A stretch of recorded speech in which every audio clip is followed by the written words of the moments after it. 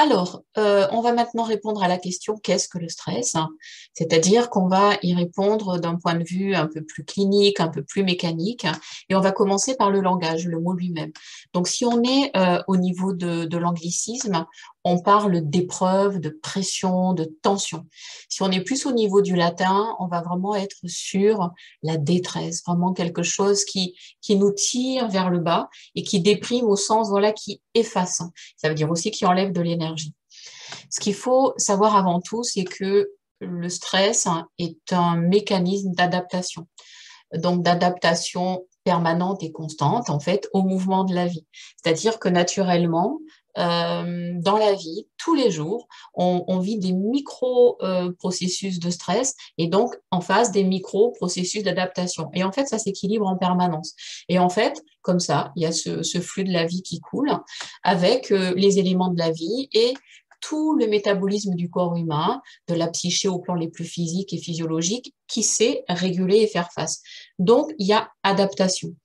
Et en fait, le stress va survenir quand, de façon perçue ou réelle, il y a impossibilité, difficulté à faire face. Et là, on commence à basculer dans un déséquilibre, c'est-à-dire que l'équilibre ne se fait plus.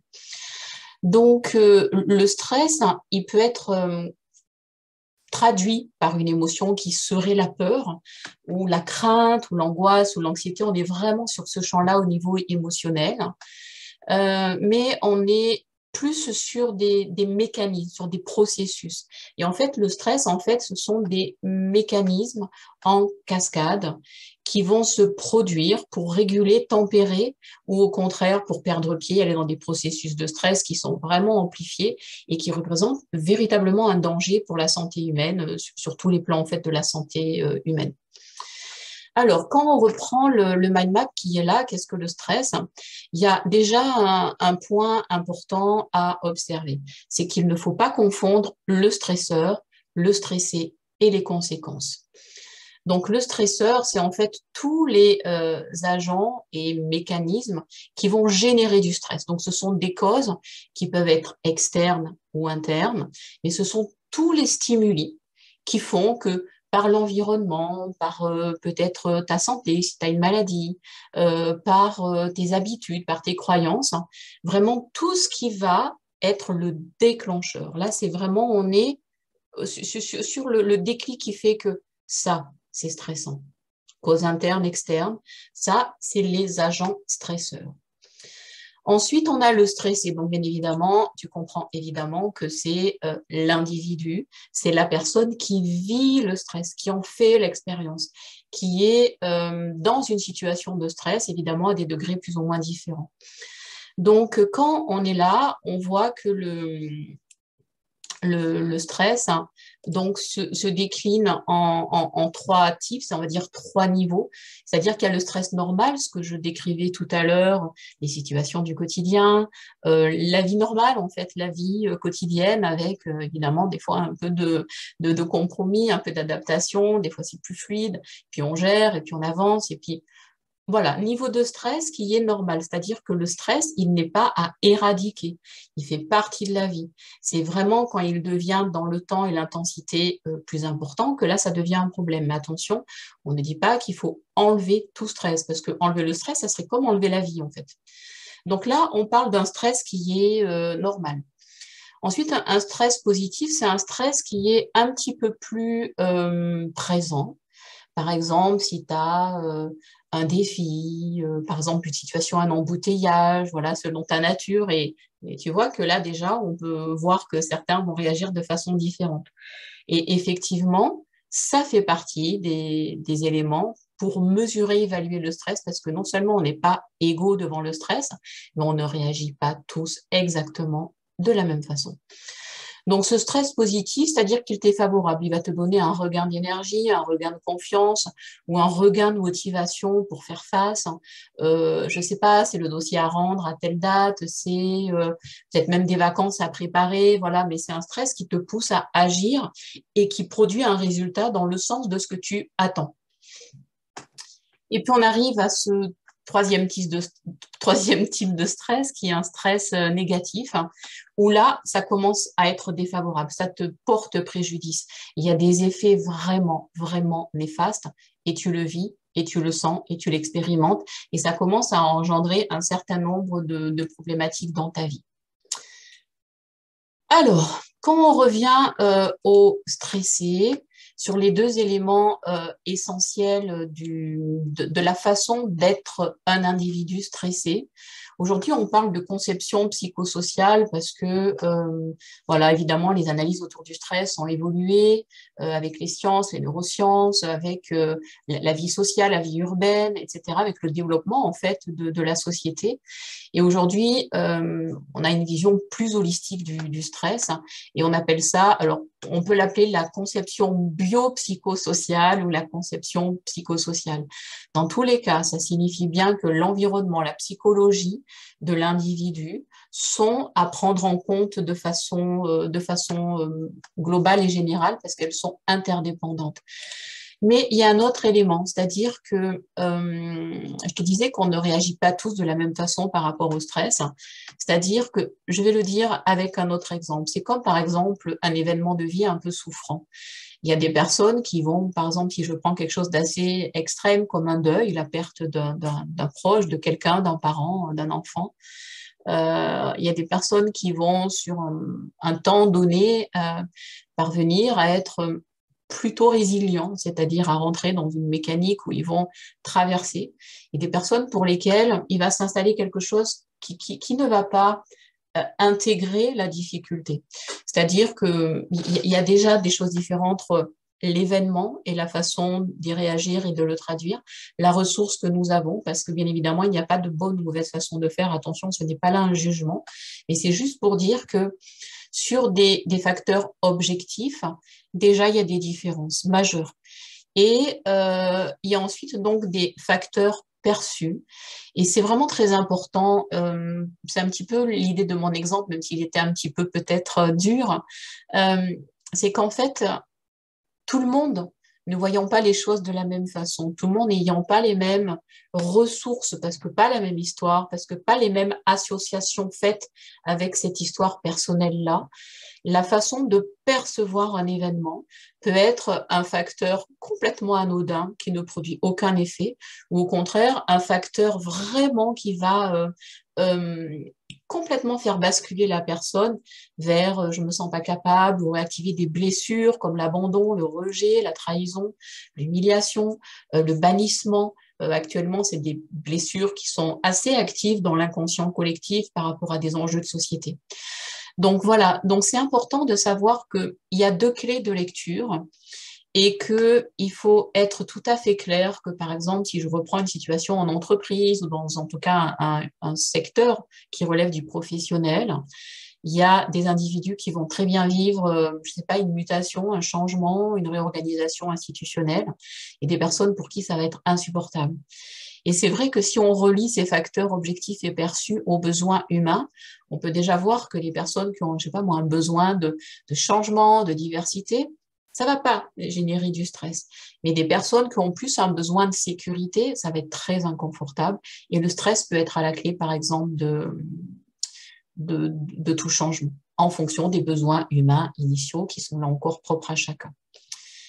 Alors, on passe aux trois phases de réaction de stress, c'est-à-dire que le stress va se trouver être modulé. On donne trois niveaux de stress par rapport à l'intensité et à la durée. Donc, bien évidemment, si ça fait très longtemps que tu es en situation de stress, tu vas être là en situation d'épuisement et qu'on appelle dans les cas extrêmes le burn-out. Alors, on va commencer par la première phase qui est la phase d'alerte. Donc voilà, c'est une situation d'alerte, c'est comme une urgence, c'est comme un feu rouge. Boum, c'est juste là. C'est une situation de stress, on va dire, inférieure à 1 heure. Et dans cette durée-là de stress, adaptation, en principe, ça répond correctement. Le corps est en capacité parce que ça se présente, il y a réaction et ça fonctionne. Ensuite, on a la phase de résistance, c'est-à-dire que quand ça commence à durer de 1 jour à 1 semaine, voire plusieurs semaines, on commence à fatiguer le corps, c'est-à-dire qu'on commence à rentrer dans un schéma répétitif où le stress, en fait, il se répète, il s'auto-alimente. Et c'est là que le stress commence à être chronique. Donc, on est vraiment au début de quelque chose de chronique, hein, avec en plus une sorte d'habitude et de dépendance au stress que je vais t'expliquer après. Et bien sûr, la phase d'épuisement, c'est vraiment quand, au bout de plusieurs semaines, un mois, voire plus, voire des années, tu es soumis à une pression telle qu'il y a cette détresse qui s'installe. En fait, tu n'as plus aucune capacité de faire face. Et les individus qui sont à cet endroit-là, en fait, ils sont dans un vide d'énergie complet, dans un vide de sens complet. Il n'y a plus du tout l'énergie de vie, en fait.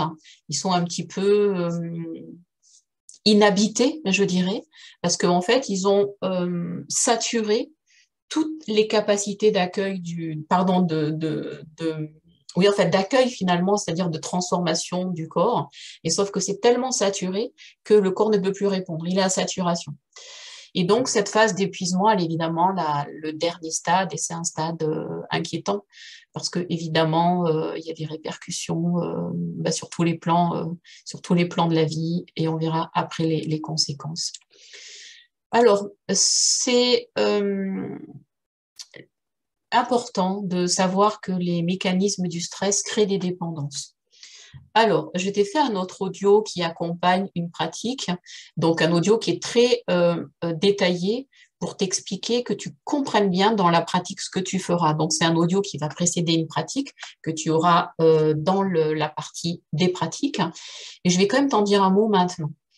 Il faut comprendre que les mécanismes en cascade qui permettent de réagir au stress enclenchent dans le corps un certain nombre d'hormones. Et ces hormones vont fluctuer si tu es en train de réagir, si ça se pose ou si ça y est, tu peux respirer. C'est-à-dire que tu vis un stress, ça y est, tu es en état d'alerte, voire de résistance, voire un petit peu avant la phase d'épuisement. Et en fait, tu as vraiment, vraiment, vraiment cette adrénaline qui monte, qui monte, qui monte, et en fait, ça te permet de faire face. Donc, tu as le rythme cardiaque qui augmente, tu as les muscles, etc. Enfin, tout réagit dans le corps. Tu as le cortisol, évidemment, qui se déverse, en fait, dans le sang, tu as un enflux sanguin. Et en fait, le corps, par instinct de survie, c'est-à-dire par le stress, c'est quand même quelque chose qui nous ramène à la survie, à quelque chose de très archaïque. Le corps va réagir, donc il va donner des réponses. Et à un moment donné, il y a comme un pic au niveau de l'information hormonale. À un moment donné, ça va décroître. Tu vas être comme sur un plateau un peu plus confortable.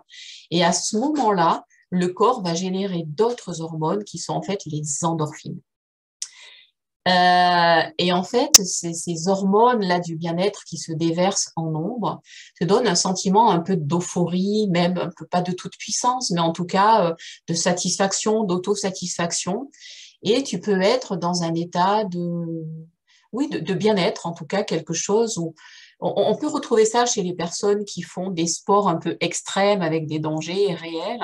Voilà, il y a ce pic de stress en fait qui permet de passer à l'action, parce que c'est évidemment des gens qui passent à l'action, mais il y a quand même ce travail et ce déversement au niveau des hormones qui fait que c'est aussi ça qui est recherché. Mais la suite de ce processus, c'est qu'une fois que c'est recherché, que je sais pas, qu'on revient sur la terre ferme, si on a fait un saut en parachute ou qu'on a plané de telle ou telle façon dans les airs, après, quand tout est en ordre et que ça redescend et que ça chute, eh ben, il y a cette espèce d'inondation hormonale dans le corps. C'est comme une hormone de plaisir, de jouissance, en fait, hein. Et en fait, ces endorphines, elles viennent, et la sérotonine aussi, viennent en fait dans le corps, euh, ouais, de donner cette information qui, ouais, qu'est-ce que c'est bien, qu'est-ce que je me sens bien. Et en fait, c'est un peu la face cachée, comme la face cachée de la Lune, c'est un peu la face cachée du stress. C'est-à-dire que d'un côté, il y a ce pic d'hormones qui est en surexcitation, et de l'autre, évidemment, on est toujours en équilibre, même dans le processus du stress, ces hormones qui sont que du bonheur, que du plaisir, que du bien-être.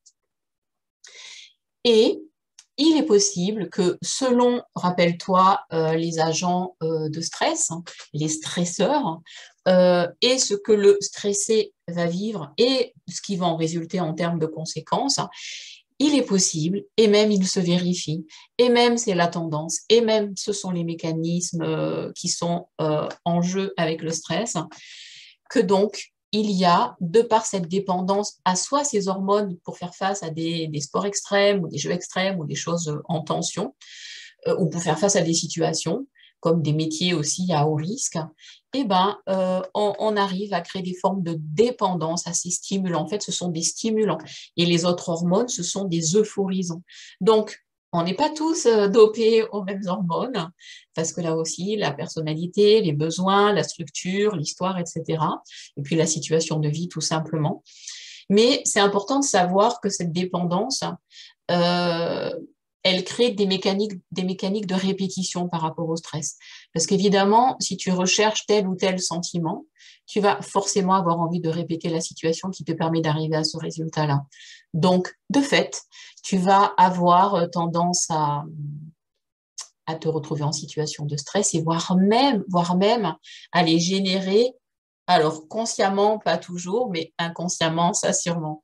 Voilà, c'est-à-dire que cette partie-là, elle est vraiment importante pour comprendre aussi pourquoi, si tu as déjà essayé différentes choses, le stress peut être toujours présent et pourquoi c'est pas si facile. Parce que d'abord, il y a une histoire de dépendance. Donc, on sait que la dépendance, c'est pas une mince histoire. Et en plus, il y a des mécaniques, donc il faut déprogrammer pour reprogrammer.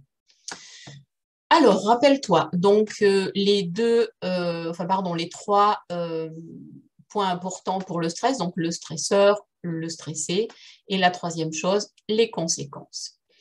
Donc, les conséquences, c'est évidemment, c'est ce que le stress produit si tu es donc, parce qu'il y a eu des stimuli, que tu te retrouves être quelqu'un donc de stressé, et donc cette personne stressée, toutes les mécaniques qu'on vient de voir, elle vit les conséquences du stress.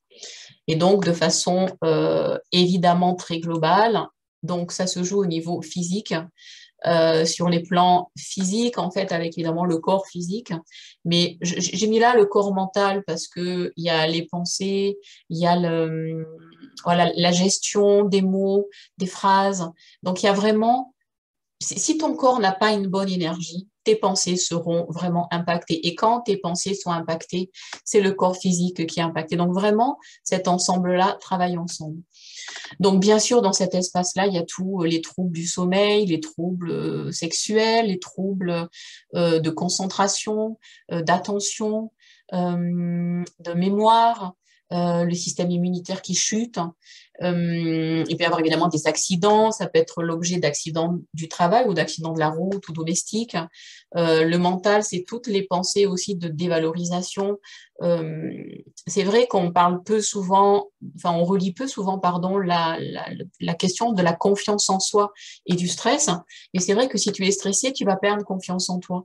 Parce que tout ça, ce sont des niveaux d'énergie, des agencements, des équilibres entre comment je me sens et comment je pense. Donc, c'est-à-dire que toute cette sphère-là, évidemment, c'est la sphère de la santé globale, holistique, avec la façon dont tu vas te sentir, te tenir, agir, et je dirais bien évidemment prendre soin de toi au niveau physique. Et on retrouve le plan d'avant quand je parlais d'avoir des activités. Évidemment, elles peuvent être culturelles, musicales, enfin diverses, mais elles peuvent être aussi physiques et je t'y invite fortement.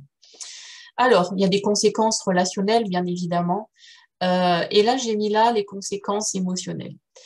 Parce que, donc, tu as vu que le stress est une réaction en cascade.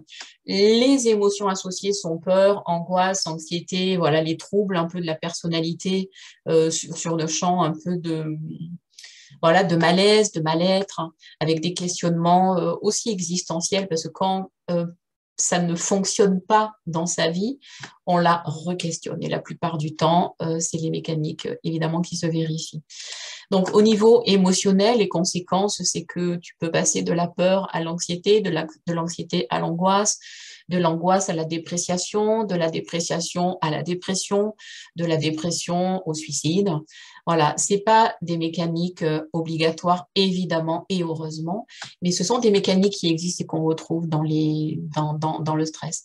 Il faut savoir qu'aujourd'hui, chez les médecins, les consultations pour le stress, alors les demandes directes ou indirectes hein, quand même, représentent entre 75 et 80% des demandes, ou à 80% des pathologies attestées sur le corps humain. Donc, que ce soit somatique ou psychosomatique, c'est-à-dire si on rassemble ces deux branches-là, en incluant l'émotionnel au corps et au mental, alors on voit qu'effectivement, les incidences, les conséquences sont multiples.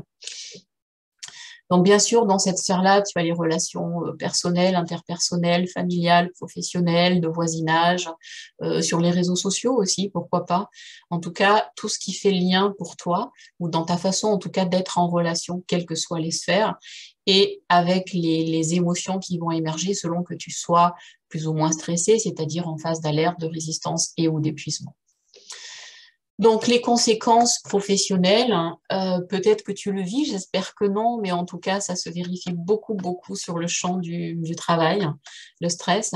Il y a eu des directives ces dernières années sur les risques psychosociaux, donc c'est dans ce champ-là qu'on a pu mettre en place différentes activités, comme le yoga en entreprise, comme, voilà, enfin, moi, c'est le champ que je connais bien, donc tout ça rentre dans le cadre de la gestion du stress. Moi, j'ai fait aussi des interventions sur l'Ayurveda pour la gestion du stress. Donc voilà, il y a des applications multiples. Mais en tout cas, le monde du travail s'emploie depuis une dizaine d'années maintenant au moins à prendre soin de ses salariés, de ses employés pour réduire le stress. Alors, pour la raison qui est évidemment, si ça fonctionne mieux, c'est mieux. Évidemment, prendre soin des autres, c'est une raison majeure.